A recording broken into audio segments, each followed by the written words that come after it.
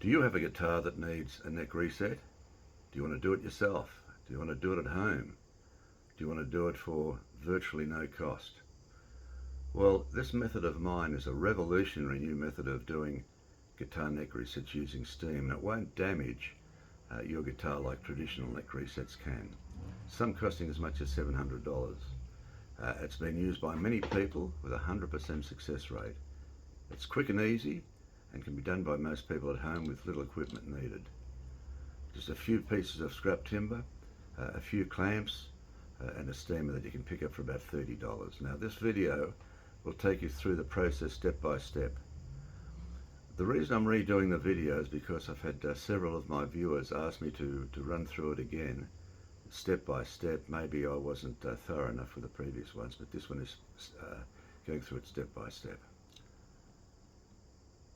Is it permanent? Well, I've been doing it for 4 years, and many hundreds of my viewers have been doing it with a 100% success rate. None of the necks have ever reverted back to where they were, so we can only assume it's permanent. But even if it wasn't, who cares? The method takes almost no time at all to do. It doesn't cost anything, so even if you had to do it every 12 months, who cares? It's really a no-brainer. Can be used on any guitar as long as it's got a round sound hole, obviously not an F hole because you can't get the packing in.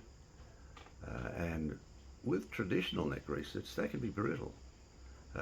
They involve drilling 1 or 2 holes in the fretboard of the guitar. Under a fret, you lift a fret and drill it, but this introduces steam into the guitar, into the neck joints, softening the glue. Then the neck is shaken vigorously to remove it, so it's not an easy process, and some necks even have to be sawn off, then bolted back on, making them a bolt-on neck. Then after all that's done, you still have the original problem, which is that the fretboard extension is still indented into the top of the guitar. This is caused by string tension, and using my method that addresses that, the top of the fretboard comes back to where it should be. Now, I've been asked if you can use this method to fix a belly bulge. I haven't tried it, but a few of my viewers have, and they say yes, it does work. Obviously you steam under the bridge and clamp that area down, but I'll try that in the next few weeks. I'll make a video of it, and you can see for yourself if it works or not. In the meantime, enjoy this video, and I hope you benefit from it. This is John Miner, signing off. This is the full run through on what to do for a neck reset. The reason guitars need a neck reset is because the tension on the strings forces the neck back and into the soundboard of the guitar. So it goes in here, actually bends in there. So what we're doing is applying steam to about that much of either side, softening it enough with the steam so that by clamping it we can move it back up to where it should be, restoring it to where it was when it came from the factory. Traditional neck resets don't address this issue.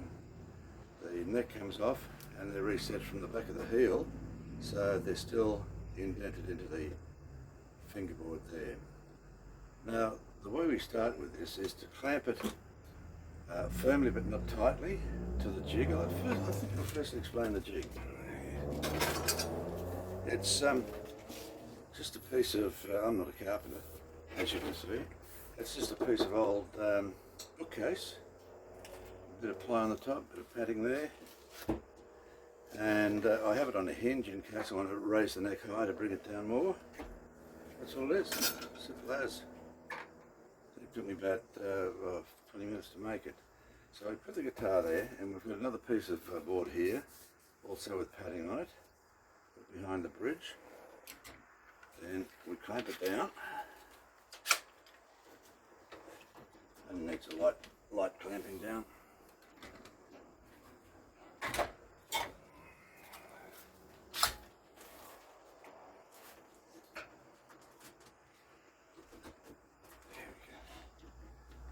That's it. I like to take the nut out because the square tube, which I'll show you shortly, sits flusher, and you've got to take the saddle out as well. Right, now from there we fill the inside of the guitar up with rags.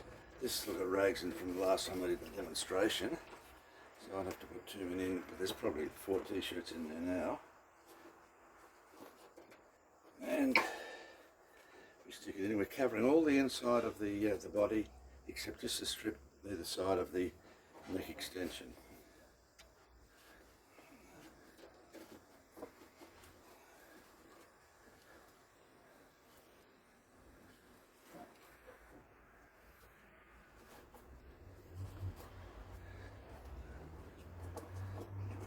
Get the steam in there. Get steam will go in there. Steam will go in there. Now from there we get a piece of, I use aluminium tubing. You can use whatever you like. It's just to hold the neck tight, tight from bending. I prefer it a bit longer because with this short bit, I prefer it long enough so I can clamp on the bar instead of the neck. That doesn't make a lot of difference. So we put that there. We leave enough space on this side to put our straight edge in. So we'll clamp that down.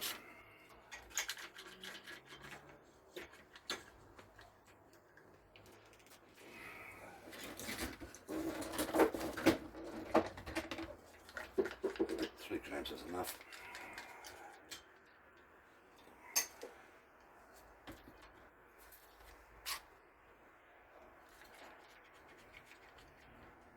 And make sure you have it. Actually, I'll put that out a bit too far. Okay, fix that real quick.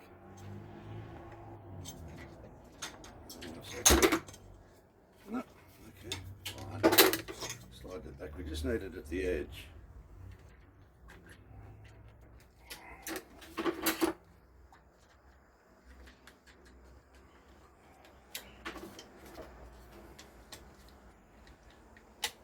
You need enough space at the back there to get the final clamp in, which I won't put in now, but of course that's essential to stop the neck bending here. So leave that out. The next step along the way is to get a straight edge. I've just got a stainless steel rule here, put it on the edge. Now the way we check to see if a guitar needs a neck reset is that if you put it on the neck like that and it hits the bridge, it's either got a belly bulge or it needs a neck reset. Now will this fix a belly bulge? It won't fix it the way we're doing it here, but I understand from some of my viewers that if you steam under here and clamp it down, it will fix a belly bulge. I haven't tried it yet, but I'll bring out a video shortly after I try it. So we sit that on there, we put a clamp at the end here,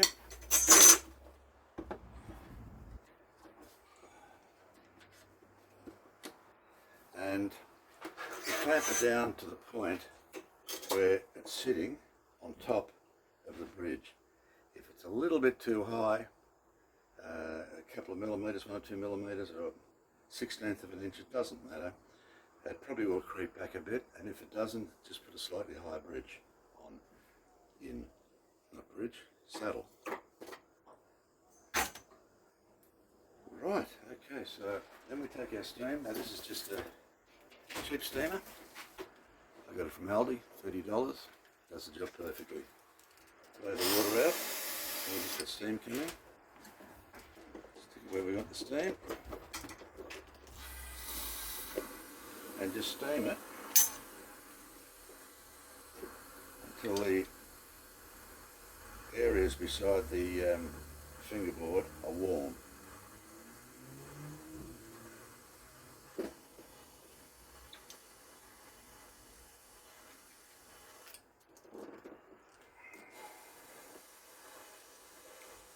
You can make up your own steamer if you like. An old pressure cooker makes a very good steamer.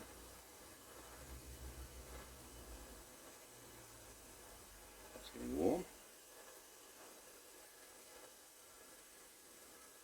doesn't matter how warm you get it, warm to very warm, I would suggest.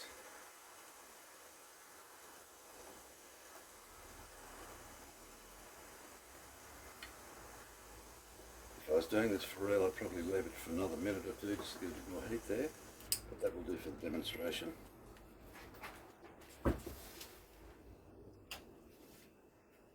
Then we get our end clamp here, put it on the back of the neck, put a bit of rag in there, just to stop the steam coming out. Double check again, just to make sure we've got our height right, good as gold, and we leave it. That's all there is to it. How simple is that? Leave it for a few days, steam it again. Don't take the clamps off or even bother checking it, just take that out and give it another steam. I normally steam it 2 or 3 times over a 2 or 3 week period, and that's it. Job's done. It's really that easy.